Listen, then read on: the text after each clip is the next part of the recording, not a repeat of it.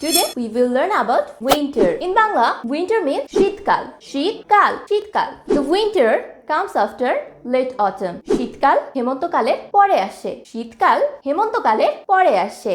It is freezing cold outside. বাইরে কনকনে ঠান্ডা পড়ে. We wear warm clothes like sweaters and jackets. আমরা গরম পোশাক পরি. যেমন sweater, jacket. The sky becomes foggy. আকাশ কুয়াশাচ্ছন্ন হয়. Many people get sick from the cold. অনেকে ঠান্ডায় অসুস্থ হয়ে পড়ে. Winter is the best time to travel. শীতকাল ভ্রমণের সবচেয়ে ভালো সময়. We enjoy traditional cakes and sweets in winter. শীতকালে আমরা ঐতিহ্যবাহী পিঠা, মিষ্টি উপভোগ করি. Thank you.